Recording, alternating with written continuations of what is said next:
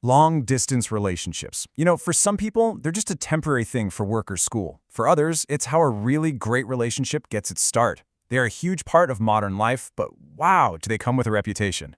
Okay, let's dive into this and try to separate the myths from what's actually real.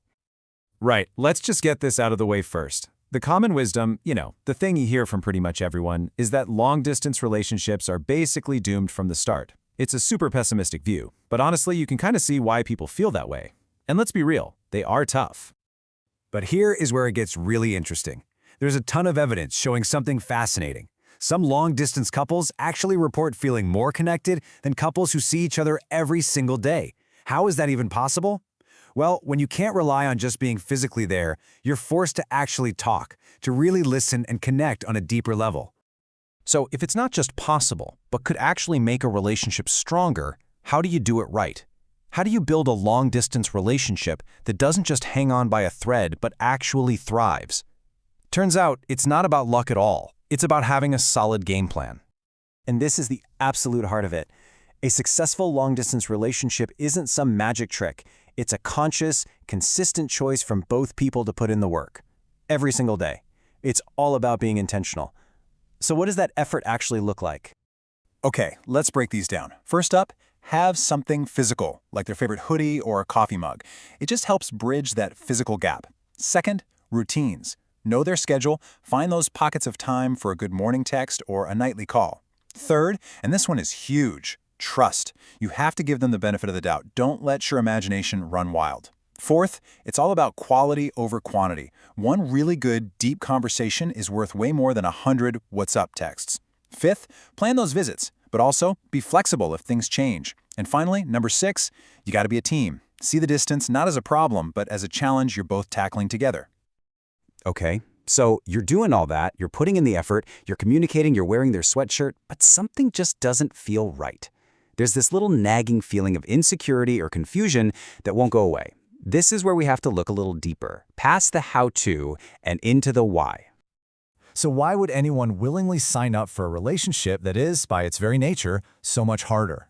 We have to ask this question because the answer reveals everything about whether your relationship is built on solid rock or on shifting sand. And it turns out the why usually comes down to one of 3 main reasons for being in a long-distance relationship. And, as you're about to see, they are definitely not all created equal. Let's look at these. First, you got the best reason. The person is just plain worth it. The connection is so amazing that the distance is just an obstacle you're willing to overcome. Second, there's the scarcity mindset. This one is all about fear. The fear that you won't find anyone else, so you cling to this person even if it's not really making you happy. And then there's the third one, the most complicated of all. It's convenient. Now, that sounds like a contradiction, right? How can something so difficult be convenient? Well, it's convenient for someone who doesn't actually want a full, deep, committed relationship. For them, the distance becomes the perfect built-in excuse. And here's what that can sound like. An avoidant partner can use the distance as a shield. They get all the good stuff, your emotional support, the connection, but they never have to truly show up or commit. Why? Because, it's just so hard with you being so far away. The distance becomes their get-out-of-jail-free card. And this leads us to the single biggest, flashing red light warning sign that something is fundamentally wrong. It's not about how often you argue. It's about a very specific feeling that one partner creates, sometimes on purpose. That feeling is confusion. And in this situation, confusion isn't just you being a little unsure. It can be a tactic. It's what happens when you ask for a little bit of clarity, and what you get back is this messy, tangled web of excuses and maybes. They keep you in that confused state because as long as you're confused, you're not leaving. And at the end of the day, it's this simple. Simple questions should have simple answers. Questions like, so, what are we? Or, where's this going? Those aren't trick questions. If the answer you get makes you feel like you just watched a magic trick designed to distract you, well, that's probably exactly what just happened.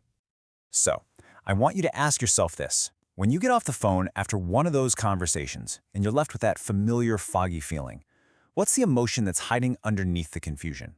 Because usually confusion is just a smokescreen for something much more painful. At first, you might just call it frustration. And of course you're frustrated. Who wouldn't be? You're not getting a straight answer. It feels like you're trying to reason with a brick wall. But is it only frustration? Or is that feeling just the first layer? And there it is. It's hurt. The confusion is just a way to keep you from facing the simple, painful truth. Your needs are not being met. You are being hurt by someone who is unwilling or unable to give you the basic clarity that you deserve in a relationship. So what do? The answer isn't to get louder or to argue better or to demand an answer more forcefully.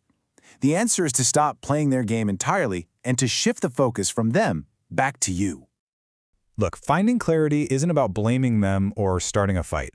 It's about taking your power back by honoring what you need.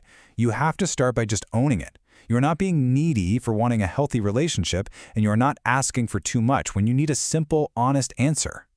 And this is the final, most powerful step. You don't actually need to confront them at all. You just need to make a statement.